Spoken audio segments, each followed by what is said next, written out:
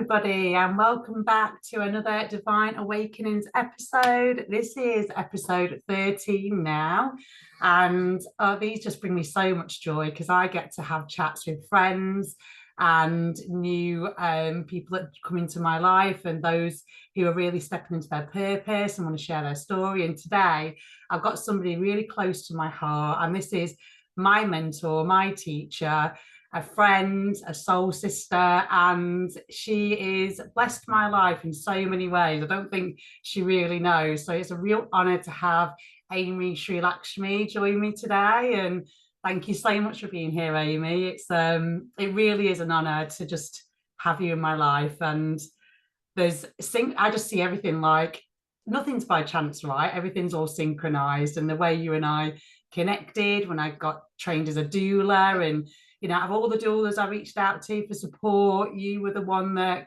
came back to me. We had this beautiful walk and connection. And, I didn't know that you were into, you could call it the spiritual world or the energetic world. I just knew you as a doula. And so, but more recently, our connection is built around our true devotion, and you can call it divine, creator, source, universe, God. I like to call it God. And I just want to ask you, what is your relationship with, the creator God, and what do you call it? Yay! Thanks, Sarah. I love that.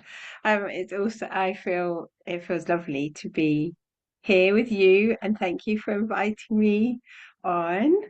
Um, and I also remember our walk around the park very fondly. It was a few years ago now, wasn't it?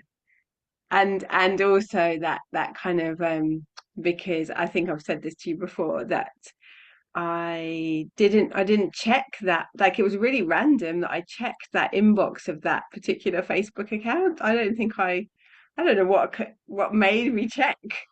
And then there was your message, and I was the one that replied, and then we connected, and so that was lovely. And here we are. So what do I call? So I like the word God. I don't have a problem with the word God, or I probably most often use the word divine. Um, I and my relationship with with with that um, with that kind of infinite, universal, unconditional love. I feel like I kind of came in this incarnation with an openness already to there being something.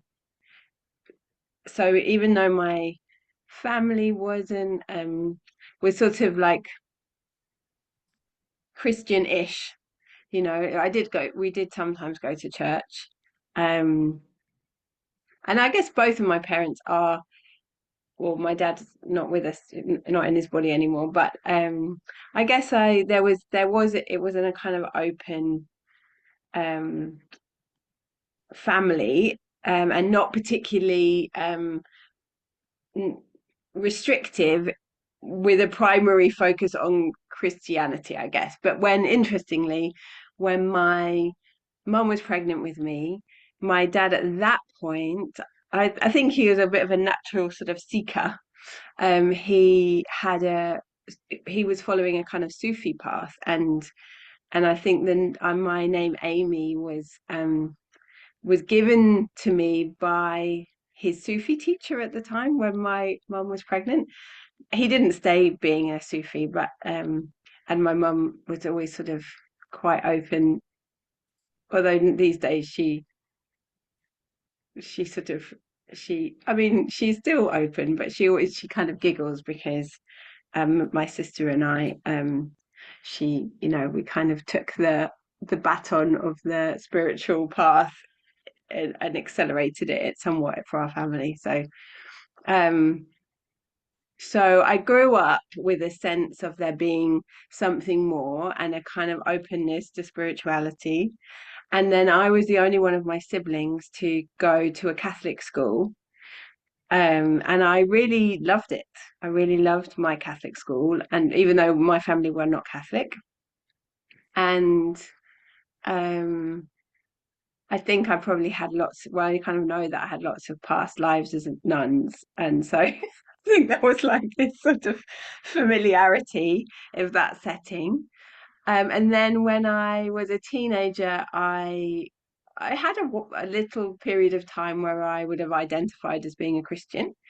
And then really I found the dogma and some of the sort of the organized Christianity a bit restrictive in terms of, some views around homosexuality or the roles of women, or, it was a bit of a mismatch for me in terms of my like politics and the spiritual side. And then in my 20s, when I went to university, I did my first yoga class, and I think that sort of opened, like for lots of people, that kind of opened me up a bit more to the spirituality um of India and of the East. And then in my 20s, I bobbled around in lots of, dibbling and dabbling with sort of different things, but mostly I felt quite lost in my 20s, and I didn't really know what I wanted to do with my life. And in terms of like a career or job or that kind of thing. And I had a lot of fun partying. So I did a lot of, and I would have said, my church was the clubbing, and in some sense, there's I think that transcendence that people seek in those settings and that community was definitely, in some way, I would say, was that the part of my spirit kind of seeking um something more than kind of what society sort of said would, the box ticking of like work and buy stuff, and you know um and then my dad died when I was 28. And that was a really profound moment for me in terms of my spiritual journey. Actually, I should probably reverse 6 months before that. um Before so he was diagnosed, and then after he was diagnosed, me and my best friend went to India for a trip. And I jokingly said to her, I said, "Oh, we're going to find ourselves," but funnily enough, it was like that didn't actually sort of happen. And I think I had well, what I understand now to be a spontaneous kind of awakening experience when I was in India. Again, I think many past lives in India, when I got there, I just felt this kind of sense of home with that place. And um, there was, by the kind of 3/4 of the way through our trip, we were in the foothills of the Himalayas, and I remember being in these Jain temples and just having this huge heart opening. And I spent about 3 or 4 days where I didn't really sleep, and I just was just crying a lot, and just had this big kind of oneness experience, and felt like this deep opening into the connectedness with everything and everybody, and that was quite a profound experience. Um, and then I came home, and then my dad died in the November of the same year. And again, there was like a really profound, grief, I think, is a transcendent sort of space to be in. And being with him through his dying, for me, that kind of was like, oh, there's no doubt now that we are spirit, and that the divine exists, and love is really the only real thing. And I feel like for me, grief at that time just turned the volume up on life, and um and it was a very moving experience. obviously. But being with him when he passed, for me, it was like, oh yeah, okay. So, um, sorry, they just got a call. I just hang that up. And then after that, I moved to southern Spain and had my daughter there. And again, like death and birth, I think these transcendent moments of, the sense of unconditional love or connection with the vastness of experience was another pivotal moment for me and my awakening journey. Um, so my relationship with the divine, I think, started young. And then I feel like I had this exploration and then kind of transcendent experiences and awakening experiences that came through life, the normal things of life to some extent, birth, death, and but I think after my daughter was born, I actually consciously asked for a teacher. So I remember really praying for a teacher. I had because I had this inner sense of wanting to go deeper, um, and finding, wanting to go deeper within my path. And also, I'd trained as a massage therapist after my daughter was born. And in that experience, when I would massage people, and not everyone, and I was kind of interested in why does this happen sometimes? I would see energy. So it wouldn't happen all the time, but it would happen some of the time. And I didn't have really any framework because I trained as a massage therapist in a very kind of beauty school context. So there wasn't, the teacher of that, even though it was called holistic massage and we were supposed to learn about the chakras, she kind of, she wasn't that wasn't her thing. Um, so I'd had these experiences and I really, so I prayed for a teacher to help me with my path and to learn more about energy. And then in 2013 is when I met my gurus, and kind of that, to be held in that particular framework and that school and that lineage as kind of, for me, what has kind of really supported my growth and transformation, and given me practices and tools and that have helped me cultivate deeper relationship with the divine as like in relationship, but also kind of helping me to wake up more of the divine in myself. Beautiful. Oh my God. Well said. That's like absolutely amazing. And so really your divine awakening, would you say, so we don't just have one, do we? We can have many throughout our lives. So your first one was in India. And so Yeah, what, and I feel like those on the path really want to experience that oneness, the oneness with yeah, creation. It's like they want to have, and I know for me, like, yeah, I've had a Kundalini awakening, but it's that real oneness and connection. And let's just break that down a little bit. Like, how did that feel like? And did you understand it? Did you have people supporting you that was explaining what was going on? Or mm, did you internalize it and just be like, I don't know what's going on here? Like, what do I do? Or because it can be a bit overwhelming, kind of, because you're yeah, just trying. yeah.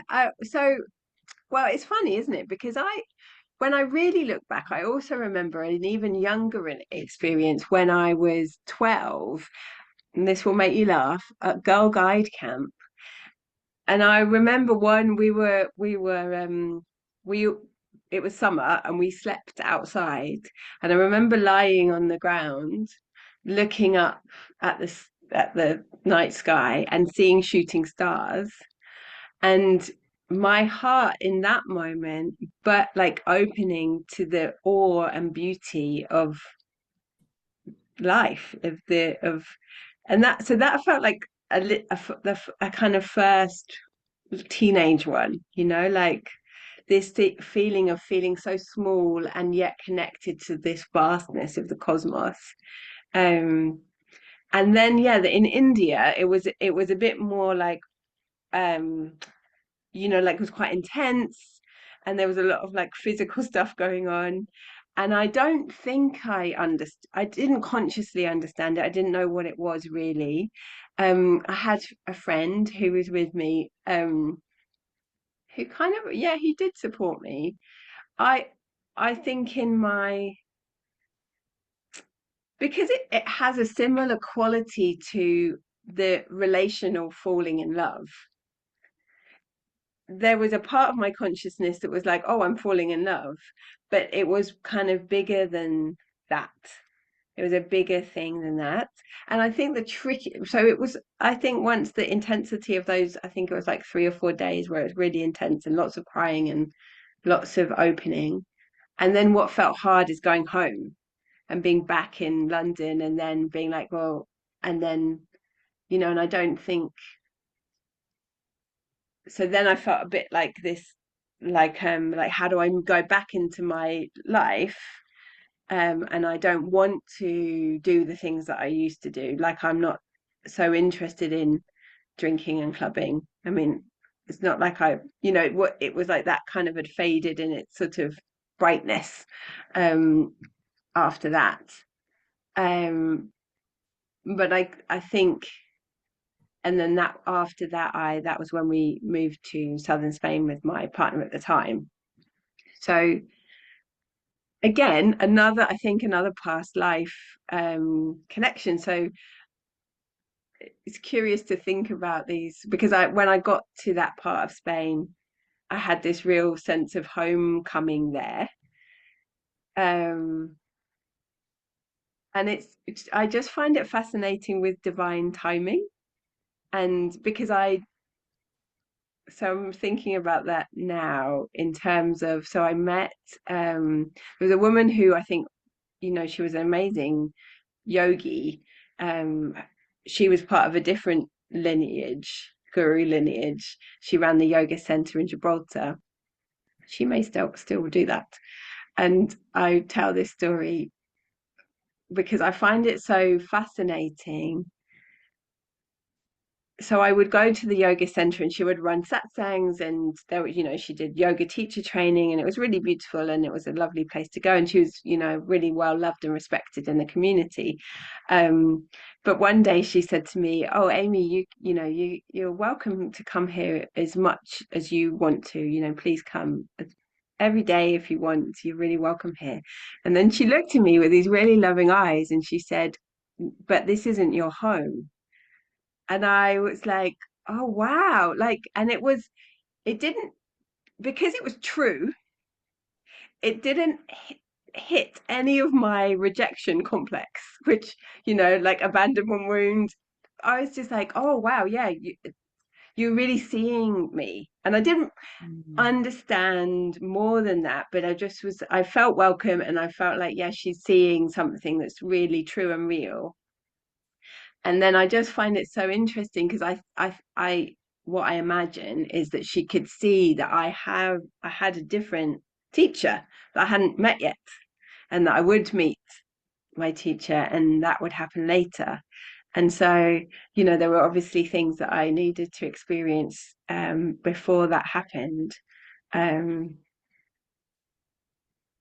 which all kind of feed into our awakening experiences, don't they? So yeah, I do think my experience, at least my experiences, is that we don't have one awakening experience and that's it. It's like we have we have multiple awakening experiences, and we have times on the path when we expand, and then we have times where we need to integrate what we've experienced, and we have time, where we've got to weave what that energy that we've opened into, we've got to weave that into our normal life, and then or potentially we have the capacity to keep expanding more, and more love and more deepening into the oneness experience, and then times of forgetfulness. But yes, that's my experience, that it's not a one time thing. Did you ever think while you were in that state of that oneness, like for those days, did you ever think, is this how I'm going to be now? Is this my new normal? Did you have that? Or did you know it was temporarily and you just embraced it? Or was you still not sure? I don't think I think I thought it might, I think I thought maybe it was to do with where being in India, or I don't think I really consciously thought about it as beyond what was happening. And the thing that was an interesting thing, because during that time, me and the other Western tourists that I was with went on a hike with a guide from the hostel, and while we were out, there was some I don't know. I think Lalit must have used this, but there were bandits. There were like robbers coming and chasing us. And even though this was like quite a high stress situation, and we were like running away, and our guide had a dog, and he was encouraging us to like throw stone rocks, which I don't think I did. Um, but I was so held in this love experience that I had like no fear. There was like no fear. I just knew we were completely all fine, and we did all get back to the village, and everything was completely fine. But I didn't even have any like sort of decompressing from that. And when I think about that now, I think, wow, that was like quite a strange, like, or quite an unusual experience to go through in that sort of expanded state. Um, Yeah, because that's but I, fight or flight, isn't it? You think you'd go into that, but you didn't. You yeah, stayed but I like, didn't. I just sort mm, of stayed in this sort of very sort of open space. Yeah, it's interesting. Yeah, and I guess, but no, I didn't. I wasn't thinking, am I going to stay like this? I don't think. I don't think I was consciously thinking about it much beyond just experiencing it. yeah. And you've touched on obviously coming back to England and kind of integrating, obviously dealing with your dad, and obviously going Mm. through that experience. Do you think you dealt with the grief in a totally different way had you not have had that experience?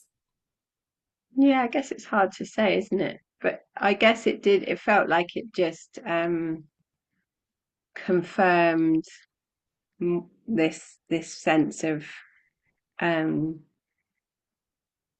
we exist beyond our bodies, and that we are eternal souls, and we are taken care of in all circumstance, even if sometimes it doesn't feel like that. Yeah, definitely. Yeah. Hmm. And I just want to touch on obviously you had your second awakening when you had your daughter. And so when was the point? Because obviously you're a doula, you're a birth and postnatal doula, and you train doulas. So when did that journey open up for you? And was that a kind of catalyst from your own birth? Yes. And I think, and I actually, speaking to a lot of parents, mums, and just understanding the physiology of birth, similarly, like grief, the physiology of birth is transcendent. So it's fascinating to me that we have this capacity for transcendence so built into our physiology. And even the studies, which I don't know much about, so please don't ask me, but about psychedelics and our brain chemistry, and transcendental experiences, they're part of being human. And birth is an experience of transcendence, if it's allowed to happen under its own chemistry.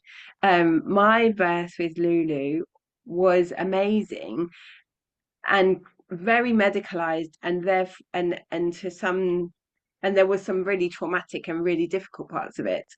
And I think both of those things kind of were what fueled me in terms of like working in the space of birth. And I always sort of say that for me, birth work is political and spiritual. And I always really appreciated that I could kind of bring that fully, like the kind of spiritual activism into the work, really. Um, but when I speak with lots of birth workers and mums and parents, I think often the birth of a child is a moment when we can really touch into unconditional love.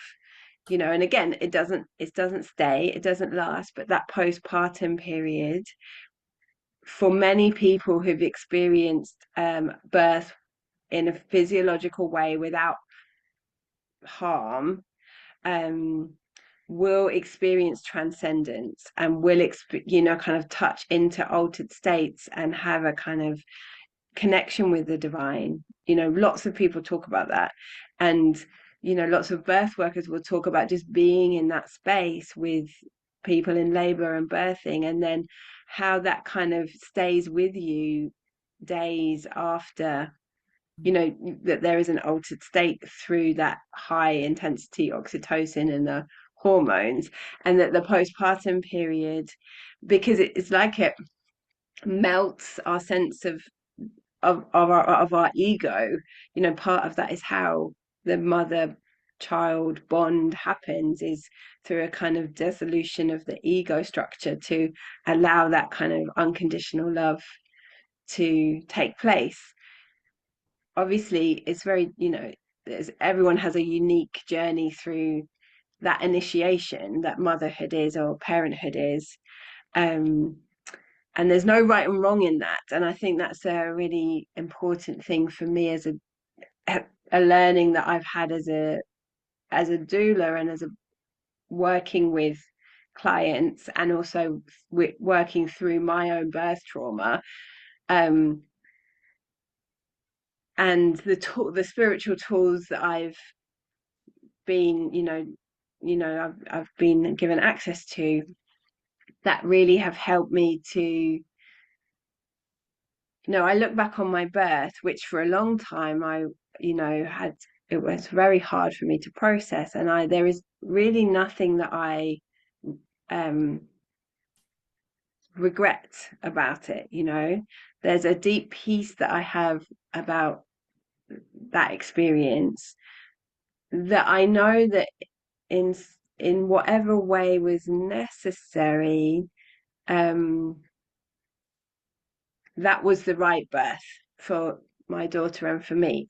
And yes, it may, it set up, I think, some of the seeds of some very difficult experiences that, and I can't speak fully to my daughter's experience because that's, her path. But, for me, it helped me to uncover things in myself that I wouldn't have seen had it not been for that experience. And kind of, that thing of,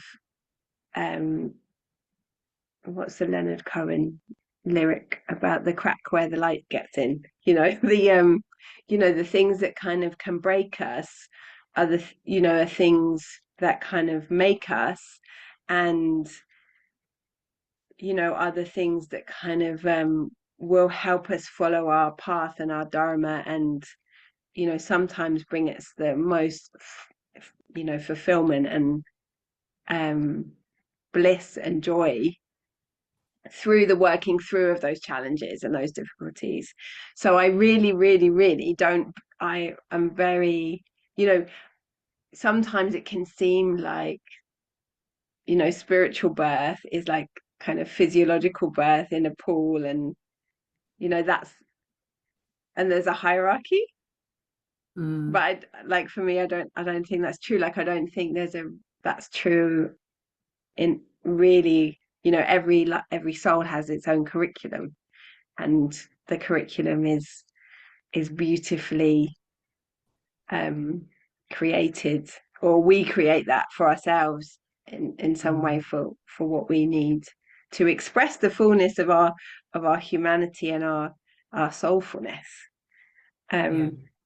So yes, it did. That was what kind of ignited my sort of path and my dharma, and the service part of how I wanted to live. It's Yeah. been this combination of supporting people as parents, and then also, the meditation and the healing and the practices around the puja and these things that have really nourished me. Mm. So Yeah. sharing those with other people as well. Yeah, amazing. And would you say, like you talk about in the birth world, the orgasmic birth, would you say that's similar to the transcendental like experiences that you people can have or you've witnessed? And is that the same thing or is it slightly different? I think you can have an orgasmic birth, and you can have a transcendental birth and not have an orgasm. But probably for some people, I that's a good question to ask. I would imagine that the people that do have orgasmic birth or orgasm during labor and birth have fully accessed their range of internal cocktail of hormones, that they're in that transcendental space, because that's a lot governed by the flood of endorphins, that kind of put you in that sort of trance state. So probably, but I think, as I don't know exactly how many people have orgasmic birth, but I think there's probably more people having some transcendental birth than, I think the number of orgasmic birth is smaller, but it could be more. I think there's there's a possibility for given to be, if women are supported in the right environment, then I think more people would have pleasurable or access to pleasurable birth. And do you think there's more birth keepers, midwives come in with that kind of balance that you bring with the, the political and the spiritual? There's more bringing both of that into that world because it can be one-sided and then that balance is not there maybe. And Mm. Yeah, it's interesting because I think I've been a doula for 12 years now, and I think you could read it like it's worse now than it was when I had my baby, who's 16. And there's a lot that's really hard for midwives and therefore mothers and families and birthing people. Um, but at the same time, there are more doulas. I think, there's more, I think people have access to more information about birth, partly because of social media. We see on the doula training lots more young women becoming doulas, so women who haven't had babies, than maybe 20 years ago would have been the case. Where I live in Brighton, I think there are lots of amazing midwives who are really, switched on. And I was involved in a grassroots organization that was sort of bringing doulas and midwives together to ask for better conditions for midwives. It's called March with Midwives, and there were various, I think for a few years we did various kind of local, across the country, local, what do you call them, rallies. yeah. So that was, on the political side. So, and there are lots of organizations trying to push for better maternity care, like particularly for Black and brown women, and to improve outcomes for women who experience racial marginalization in this country, because it's the same problem across the board, women not being listened to, but it just disproportionately impacts Black and brown women because of structural racism, um, and so I think, yes, I think there are, there's more free birth than there used to be. So, women who are choosing to birth without the presence of a medical person. So, yeah, it's very interesting times. Yeah, definitely. And just going back to, you were talking about, your connection to India, and you've been back many times since then. And if we can go back and you can talk about, how do you know about your past lives there, and your that lineage that you're connected with, and how that's helping you now? Because obviously I can see, that's connected to your teacher, and Aimee Sri Lakshmi. How did all that? A lot of questions. Well, how did all that come about? Okay, yeah, great questions. So I met Gayatri and Shakti Durga in 2013 in Glaston. Well, I met Gayatri, who's in London, actually in Tottenham, at my friend's house, through a very interesting series of synchronicities and weird events that kind of got me to, a friend of mine who I hadn't seen for 10 years previously, out of the blue, asked me to come to her house to for meditation.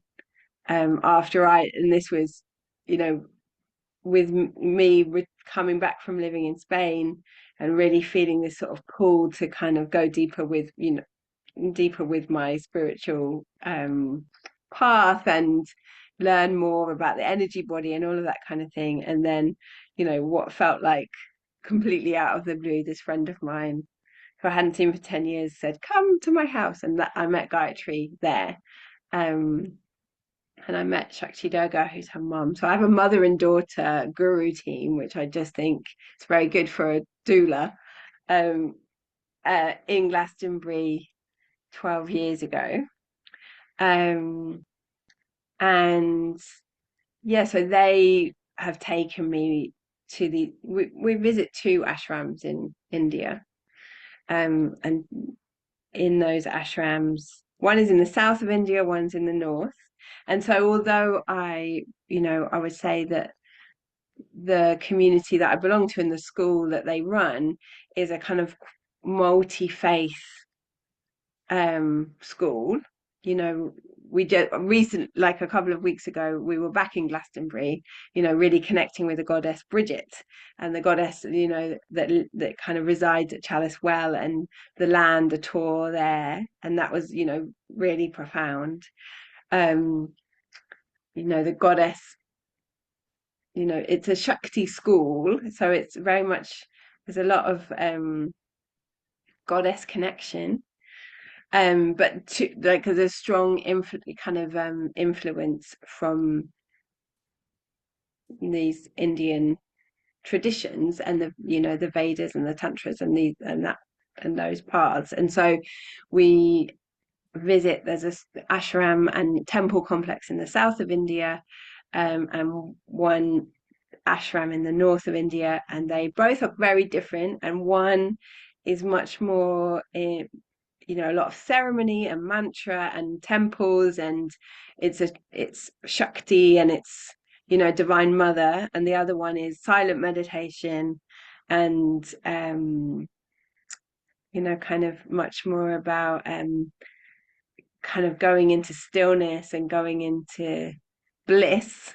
And both of those kind of flavors have influenced the the way that we practice in the school. Yeah, what were the other questions? And you just want to say about your teachers, Gayatri and Shakti Durga, I am honoured that they will be coming on this channel and Yes. sharing their journey as well, which has also been divinely, perfectly orchestrated. Yeah. Yeah. So how did, I don't know, anointed is the right word, but with your name Sri Lakshmi, because you Oh don't just yes, voice about that the name, name. you like the name. There's a whole ceremony, and you've had to, Yes. well, it is a badge of honour as well, right? Kind of like because of the work you've done, would you say? Yeah, so it's interesting with the names. They're like Shakti Durga or Gayatri would what yeah, so they kind of come in divine timing. It's sort of not, like in a yes, there's it's probably like something like the soul says you're now is the right time to give the name, and it's given by, you know, kind of by the I mean, the teacher hears the name and is kind of says this is what the name is. And for me, it happened in an online class with Gayatri. Um, and again, that wasn't really another kind of big expansion happened, and I think for a week after that, after receiving my name, I felt like in an altered state. Everything kind of felt very turned up, as the energy of the name came in. And the way we understand that being given a name is to help the person to it's like that flavor of divine energy is going to be helpful for me in this lifetime to kind of do that weave of bringing my soul's energy into this lived experience as this particular fragment of the one godness. That name, will help me. That the qualities that are in the frequency of the name will be helpful to my energy body, and help me energetically to kind of be confident and strong and loving and open and all those things. Yeah. So it's interesting, because it's a very special thing to be given a name, and then it's also amazing witness, when I've witnessed other people receive names, and that can happen, in a satsang, in a meditation, on a retreat, or whenever there's a person that's ready, it might come through, and the whole community in that moment will feel their blessing. It's like to witness is also a blessing for the people who are there. So yeah, it's a really magic. I feel very grateful to be given a name. Yeah. And your name is Lakshmi. Like, talk to those who don't know about obviously this lineage and Lakshmi, and we do mantras at 6:30 in the morning. We do like 40-day stints and 50 days. You have little breaks, and we always bring the energy of that deity that's is channeled through you at the time. So for those that don't really know about the Indian lineage, because I really didn't know much about it until meeting you. I wasn't aware of Lakshmi, Shakti Durga, and all of this and what it meant. So for those that don't know, do you want to explain? Yes. So um so India is special, well, for lots of reasons, but in India there are goddess temples that the lineage has never been broken. We have a goddess tradition here, in this land, we have, like we were talking about the goddess Bridget, for example. But we know, there have been hundreds, maybe thousands of years of the goddess tradition being hidden or persecuted or oppressed. And so, the seeds of that are waking up, all over the earth. But in India, there are temples to Durga where that's just been the name of Durga, as she's been worshipped for thousands and thousands of years. That's never stopped. So the mantras are said to be the ancient rishis, through their meditation, these very wise and connected beings, listen to the sounds of the cosmos and heard the vibrational frequencies, like the soul frequencies of nature. So Om is the sound of the whole of creation, the breath of creation. So it's the everything that comes out of the divine breath. And so the mantras are sounds that hold a frequency that exists within the soul dimension, that when we chant them in the physical dimension and we use our bodies and we use our minds, we weave that frequency into our energy body, for and so it helps us, it like braids us with that frequency. So the mantras are very, when we chant the names of the deities, we are tuning in, or we're like tuning our own energy and calling for particular frequencies to weave with us. And so all the gods and goddesses will have particular qualities which we might wish to embody more of. And lots of the gods and goddesses are associated with different parts of the energy body, like Ganesha is associated with the root chakra, and Ganesha holds the qualities of like friendliness and the capacity to overcome obstacles. And so when we chant the name of Ganesha, that's, we're kind of asking for that, what those qualities to like wake up inside us through that sound, through cultivation of the sound energy in our being. And so I think maybe for some people, it's interesting, I mean, that you can think of the gods and goddesses as metaphors or archetypal energy, or you can, or for me, they're like real. They're just not, necessarily, I was going to say they're not in the physical dimension, but there are living avatars that are embodiments of, divinely realized beings who exist on earth, who are, physically present with us.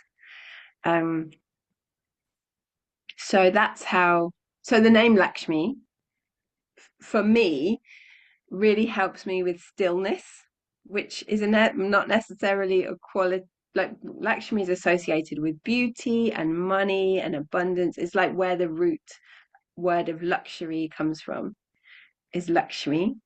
So she's associated with the cultivation of beauty and abundance and prosperity and happiness and health and wealth and all these, kind of really useful things. She's a goddess that's depicted sitting on a lotus. And for me, I can have quite a busy mind, and my energy can sometimes be quite mutable and quite movable, and some people may say somewhat chaotic, but and for me, the Lakshmi brings a stillness into my being that has been a very helpful thing for me to practice. So that's why that, and so just to speak about, you and I together with some other people, we have these morning sadhanas of chanting mantra as a daily practice too. And I think, well, I love it, and I think you love it too. So I don't know, what would you say? How have you found the mantra practices? I mean, I love it. I mean, it's just, I think and also when we're chanting as well, like we're supporting the microbiome as well because of the vibration. So, yes. And bringing in that higher frequency, like, we're speaking to the gut, which is like, I think it's the first brain, not the second brain. So there's, things happening there that really helping with the microbiome. So I love it. I feel so connected to all the mantras that come through. And also, it's not just the mantras that you're doing, you're doing healing for us all in that group as well. And so you have really, like, you've got the doula aspect of you, but you've also got this other part where you're really helping people and supporting with your sacred mentoring, and you call it energy lifts, don't you? And so you're a healer, like you are a healer. And so we have healings every month, and I'm very mindful of who I like in my energy field and do healing. And Aimee, please get a healing from Aimee, she's amazing. And so, how for you, like, you're able to tap into the energetic field of the group and know Mm. exactly what it is that we need to work on collectively, whether there is things that are coming up around, shame or doubt or I mean, this morning we had a beautiful blessing, and Bridget was available and came in, and I just felt such. I mean, I said after, I was like, I feel stoned after, and I felt just so like amazing. So you're not just doing the mantras, you're adding this element to it. So talk about these healings that you give, because it is quite unique, and you use a lot of command releases, and Mm. obviously you're connecting in, you're sensitive to the energies, but you're also seeing energy as well. And I hear you as well when we're breathing through and clearing certain parts in our heart or our back or our root chakra, and you're giggling, you're like, yes. So I kind of sense that you're seeing the energy clearing from us as we're doing it. Explain what's happening there.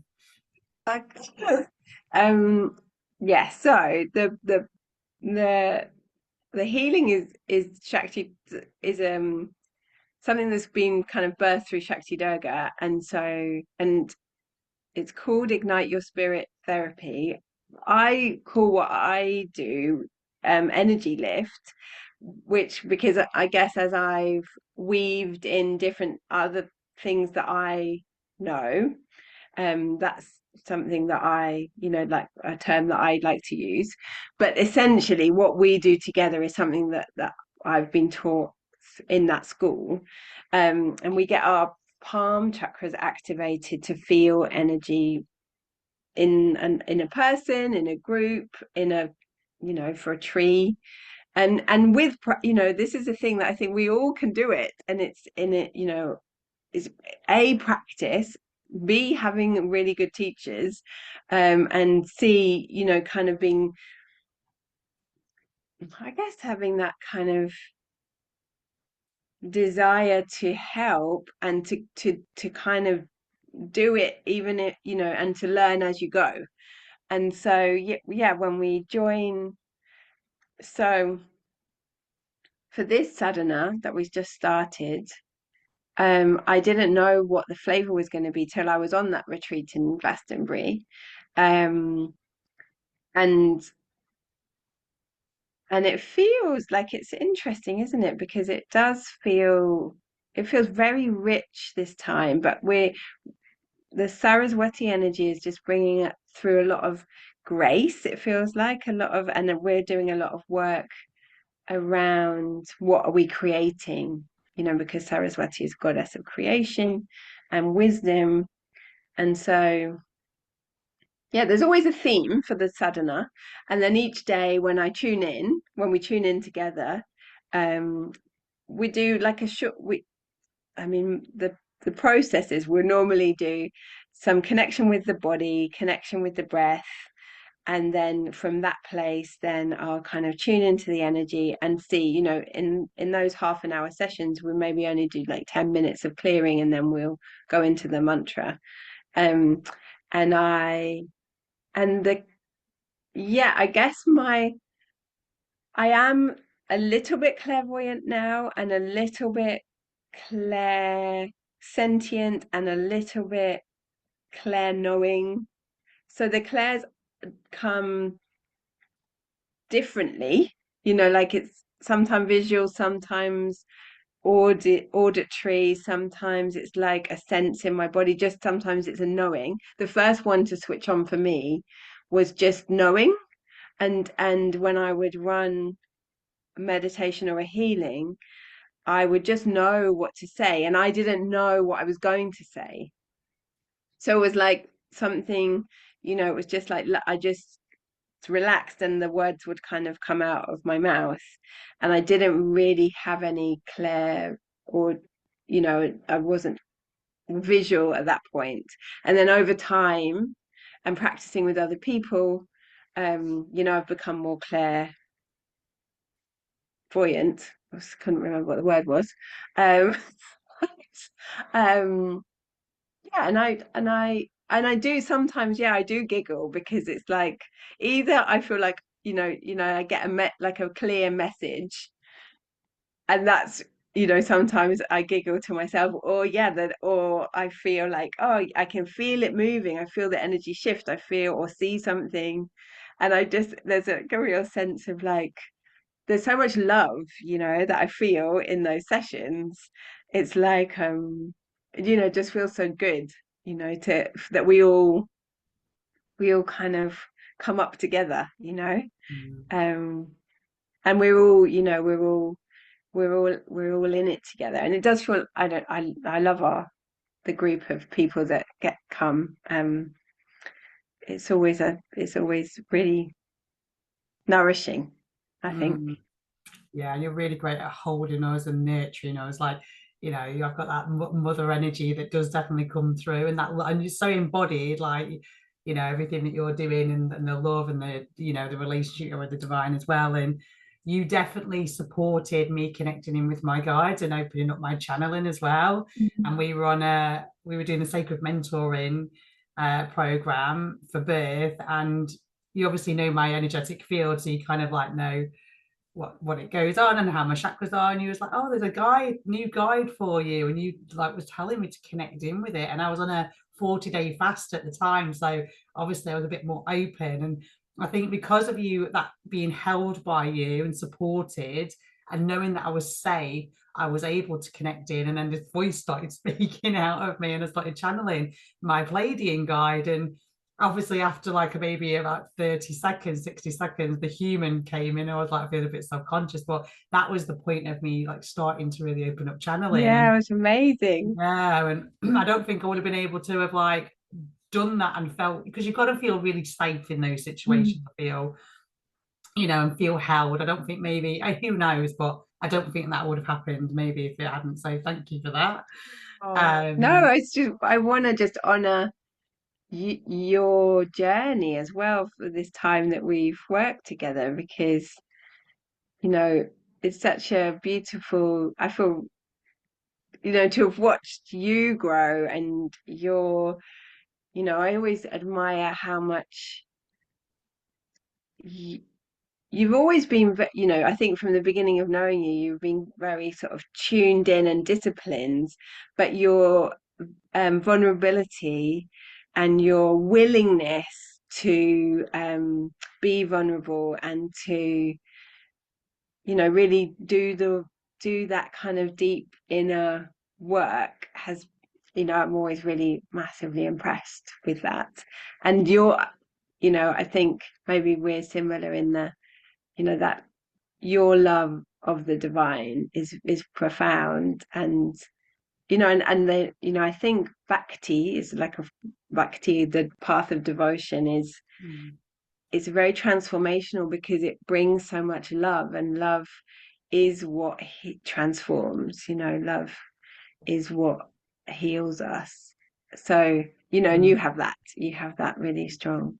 Yeah, thank you. I mean, I think, yeah, I remember that aha moment when I was like, oh my God, God is real. I remember it very clearly. It was like just this download. It was like, oh my God. And but even then, that was in COVID time. But it's only really, I would say, it's got so much deeper since Yeshua's come into my life. Like, and I'm not religious, I don't look the Bible, but that has just been another thing that's really like shown me Mm. connect with the God straight to God, the Father, and Father, Mother. And so that's been really profound. And Mum goes, are you Mm. turning Christian? It's like, no, I can't, I can't actually explain it. I don't understand it, but I know what's true for me and what's real. And we all have our, the ones we connect into, whether it's deities or it's whatever feels true for us, Mm. right? And so I can't explain it. I've just got to know with what feels true for me. But Mm. I was wondering, Yeah. just before we wrap up, if you are open to maybe tuning into the energies of those that would watch today, and maybe seeing if there's a healing that you could do for them and see what comes up. Okay. Um, so I have a pack of cards to help us with maybe where the guidance around. Then these cards they're like little healings in a card. Um, so I thought we could pick a card and then do a little healing around whatever the theme is. They're called, so that all of the cards connect with a kind of a strength of the soul or a quality of the soul that might be useful for whatever particular situation that we find ourselves in. So we'll just connect our energies together. And so we can just, you and I, Syra, can just send love to each other and send love to the divine, and just expanding through the crown, expanding through the heart, as we call on the energy of unconditional love. We call on the energy of unconditional love and the healing power of the universe. We call on the healing power of the universe. And we call on the higher soul, the part that is already one with all things, including each other, of all those that will watch this recording later and who are wanting to have some help and guidance today for whenever you watch. It's like the crazy, our souls know when the right time to watch is. We're calling those souls that are ready to receive this healing. We ask that we be in love and unity, guidance and protection. And I ask that I be connected into my lineage. Gayatri Shakti Durga Parameshwari. Thank you, thank you, thank you, thank you, thank you. Ask for the healing angels, the angels of love, joy, bliss, and peace. So just breathing in and just connecting with the heart and just gently releasing through everywhere. And just, it just feels like in the collective, there's a little bit of tension around the neck and the shoulders. And so just imagining beautiful electric violet light coming down from above, flooding down through, in and all around, and just releasing through everywhere. And then let it come down into the neck and shoulders, and just gently releasing through your neck and shoulders, and all the way down through your nervous system, through the spine. That's it. And then breathing in and just release through the base of the spine, the legs and the feet. Just really connecting in with your body. And just bringing to mind like a question that you might have or something that you'd like help with. And we ask that we pull the card that is the most helpful to everyone that's tuning in. We ask that we pull the card that is the most helpful. So be it, so be it, so be it. So what I like to do at this point is like send love into the card. So I'm like, my intention is to pull it in energy from the divine, from the higher soul, where we're all one already. And I send love into the cards and and then I'm just gonna shuffle, keep sending love. I'm just gonna gently clean them a little bit. That's it. Okay. This is a brand new pack, so they feel very new. Okay, so I'll ask for accurate perception and the best card for everyone, for this group that's gathered here. Thank you, thank you, thank you, thank you. So be it.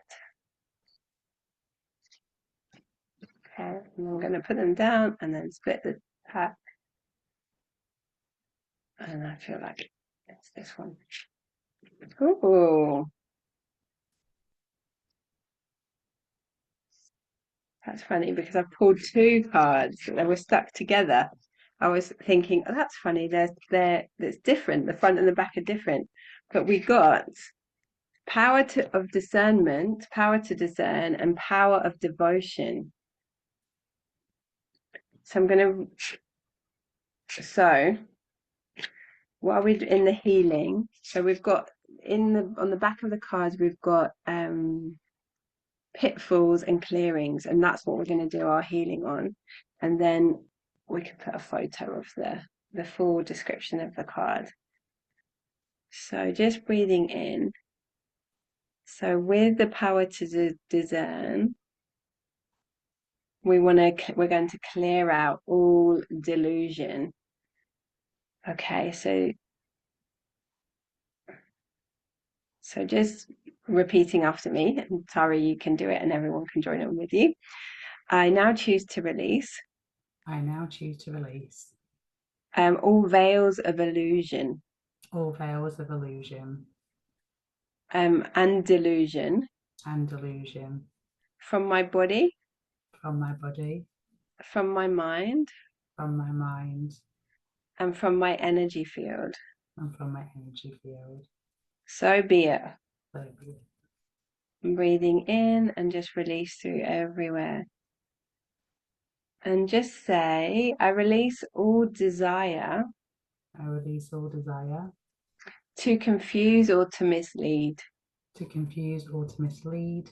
Anyone in my life. Anyone in my life. So be it. So be it. And breathing in and just release through everywhere. And then I'm gonna add in. So just also repeating, I dissolve and release. I dissolve and release. All impediments. All impediments. And within my mind, body, or energy. Within my mind, body, and energy. That might cause me to become entrapped. That might cause me to become entrapped. In the delusion, the seductive delusion of others. In the seductive delusions of others. Just say, I call on my higher soul. I call on my higher soul. To connect to myself fully and completely. Connect myself fully and completely. To my truth. To my truth. And to my authenticity. And to my authenticity. And to what's right for me. And to what's right for me. And I release all snares of entrapment now. And I release all snares of entrapment now. So be it. So be it. And breathing in and just release through everywhere. And then the blessing for this particular card is, and so we can repeat that, to say, I know the truth of my heart. I know the truth of my heart. I'm surrounded by love. I'm surrounded by love. And I trust my power to discern.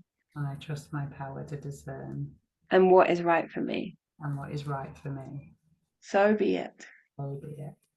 And breathing in and holding. Okay, great. And then just gently releasing through the crown of the head and through the Ajna chakra between the eyebrows. And so, power of devotion. And the pitfalls here would be zealotry, disengagement, or fear of commitment. So the release commands would be, I release all fear of commitment. So we can say that together. Fear of commitment. I release all fear and resistance to love. I release all fears and resistance to love. So be it. So be it. And breathing in. And just release through everywhere, but particularly through the heart. And so oftentimes we fear devotion to the divine, even because of the times when we have been abandoned or rejected or hurt in love.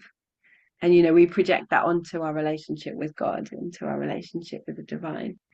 So one way that we can kind of help open the gateway to unconditional love is through forgiveness, through the power of forgiveness. And so if it feels right for you, you might want to say, I forgive all those whom I've ever loved. I forgive all those who I've ever loved.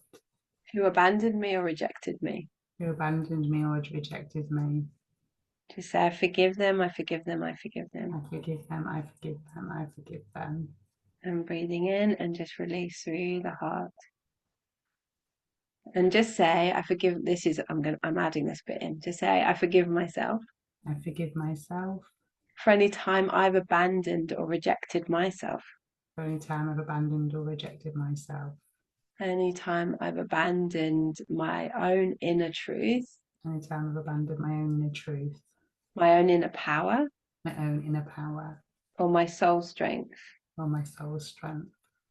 And just say, I forgive myself, I forgive myself, I forgive myself. Forgive myself, I forgive myself, I forgive myself. So be it. So be it. And breathing in and just release through everywhere. And we might just say, just in the combination of those two cards, just say, we cut We cut all cords of energy all cords of energy connecting us to anyone who ever abandoned us connected us to anyone who abandoned us, or any situation where we were misled. or any situation where we were misled. Just say we cut, cut, cut, cut, cut, We cut, cut, cut, cut, cut, and we call our power back. and we call our power back. I call my power back. I call my power back. Call my power back. I call my power back. So be it. So be it. And breathing deeply and slowly, and just imagine that those cords of energy connecting you to those people, times, or situations just gently released with love, with thanks, with gratitude for all the learning, and just that we can just call our power back to be with us in the present moment, and that we can recommit that energy back into love, back into the now, and just gently release through the throat, the back of the neck, and just say, I love wisely and well. I love wisely and well. I commit to myself, the divine, and those I love. I commit to myself and the divine and those that I love. I have energy and tenacity to grow in love eternally. I have energy and tenacity to grow with love internally. And then just breathing in and expanding. And just we're going to say that again. I have the energy, tenacity, and I have the energy, power tenacity, and power to love and expand in love eternally. and to expand in love eternally. So be it. So be it. And just breathing in and expanding, and just focus on the throat and just say dissolve and release I dissolve and release any stubborn or stuck forms any stubborn or stuck forms in which I put love in which I put love that I've outgrown. that I've outgrown. I release this now, I release this now. and I expand into more truth and more love than ever before. And I expand into more truth and love than ever before. And breathe in and just release through the crown of the head, the throat, and the back of the heart. Okay, great.